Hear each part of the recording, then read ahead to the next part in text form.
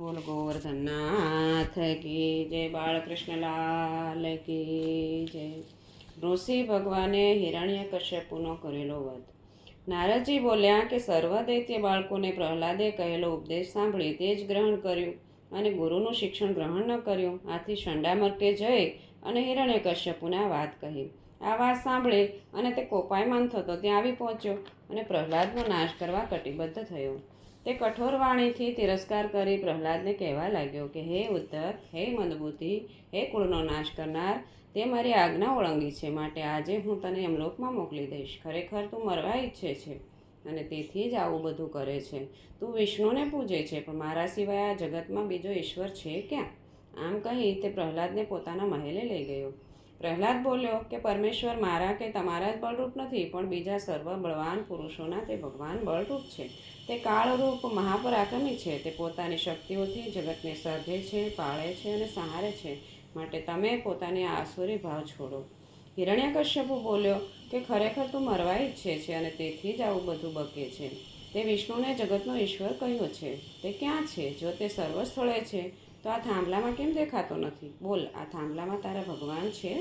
પ્રહલાદજી બોલ્યા કે હા, આ થાંભલામાં પણ મારા ભગવાન છે. તમારી આંખમાં કામ છે, તેથી તે તમને દેખાતા નથી. આ સાંભળી અસુર ક્રોધથી કૂદી પડ્યો અને જોરથી થાંભલાને પોતાની મુઠ્ઠીનો પ્રહાર કર્યો. એટલે તે જ સમયે તે થાંભલામાં મહાભયંકર અવાજ થયો, જાણે કે બ્રહ્માંડ રૂપી કડાયું ફૂટ્યું હોય. આ અવાજથી દેવતાઓ પણ પોતાના સ્થાનનો વિનાશ થશે તેમ માની ગભરાવા લાગ્યા. આ અવાજથી હિરણ્યકશ્યપુ પણ થોડો ચમકી ગયો. તે અવાજ ક્યાંથી આવ્યો તે કલ્પી શક્યા નહીં. એવામાં થાંભલામાંથી મુખ સિંહનું અને ધડ માનવનું એવા નૃસિંહ સ્વરૂપ લઈ ભગવાન પ્રગટ થયા. તેમની ચળકતી જટા, વિશાળ કેશવાળી તથા તપેલા ઉગ્ર નેત્રો, વિકરાળ દાઢો, તલવારની ધાર જેવી જીભ, ઊંચા કાનવાળા ભયાનક સ્વરૂપે તે નૃસિંહરૂપ ભગવાન દૈત્યની પાસે આવ્યા. એટલે દૈત્ય ગદા લીધી અને ઘુમાવીને ભગવાન ઉપર ફેંકી.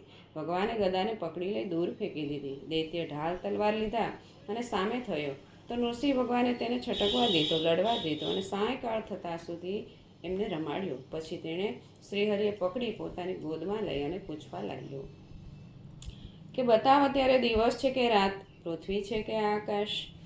તને ઘરની બહાર કે ઘરની અંદર નહીં, ઉંબરામાં મારીશ, અને તે પણ અસ્ત્ર શસ્ત્રથી નહીં, પણ તીક્ષ્ણ નખથી મારીશ. આમ કહી નૃસિંહ ભગવાને હિરણ્યકશ્યપુને તીક્ષ્ણ નખ વડે ચીરી નાખ્યો. આમ શ્રીહરિએ ભક્ત પ્રહલાદનું રક્ષણ કર્યું અને બ્રહ્માજીનું વરદાન પણ પાળી બતાવ્યું. દેવો, ગંધર્વો વગેરે ઋષિ ભગવાનનો જય જયકાર કરવા લાગ્યા. હર્ષથી પુલકિત થઈ દેવાંગનાઓ તેમના પર પુષ્પવૃષ્ટિ કરવા લાગી, દુદુંભી વાગવા લાગ્યા. અપ્સરાઓ એના નૃત્ય અને ગંધર્વો સ્તુતિગાન કરવા લાગ્યા.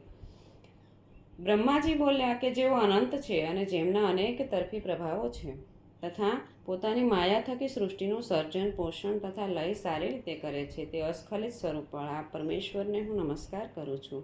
તે જ રીતે રુદ્રદેવ, ઇન્દ્રદેવ, ઋષિવર્યો, પિતૃઓ, સિદ્ધો, વિદ્યાધરો, સર્પો, મનુષ્યો, પ્રજાપતિઓ, ગંધર્વો, ચારણો, યક્ષો, કિપુરુષો, વૈતાલિકો, કિન્નરો અને વિષ્ણુના પાર્ષદોએ પોતાને હિરણ્યકશ્યપુ જેવા દૈત્યના પાપમાંથી પોતાને છોડાવવા બદલ અનુગ્રહિત થઈ ધન્યવાદપૂર્વક ઈશ્વરની સ્તુતિઓ કરવા લાગ્યા.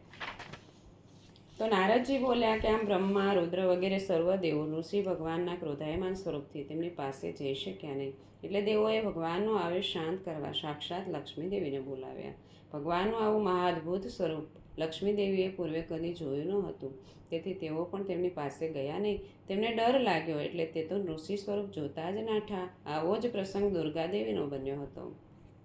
રક્તબીજ હણાયો પણ દુર્ગાનો આવિષ્કાર ઠરે નહીં. દેવો મૂંઝાયા, તેમની પાસે કોઈ જઈ શકતું ન હતું. દેવી તો તાંડવ નૃત્ય કરી રહ્યા હતા. દેવો શંકર ભગવાન પાસે ગયા અને સર્વ હકીકત જણાવી.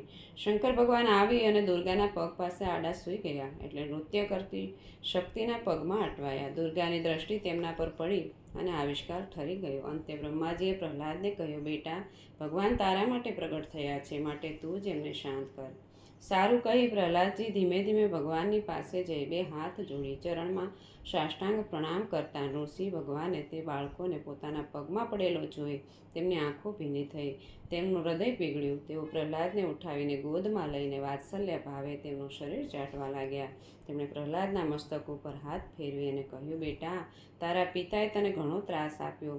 તું ઘણો દુઃખી થયો. તારા દુઃખની મને ખબર છે, પણ તારી પાસે આવતા મને વાર લાગી. તે માટે ક્ષમા માગું છું. પ્રહલાદના રહ્યા સહ્યા અસુર ભાવ પણ ધોવાઈ ગયા અને તેઓ ભગવાનની સ્તુતિ કરવા લાગ્યા. બોલ ગોવર્ધનનાથ કી જય, બાળકૃષ્ણલાલ કી જય.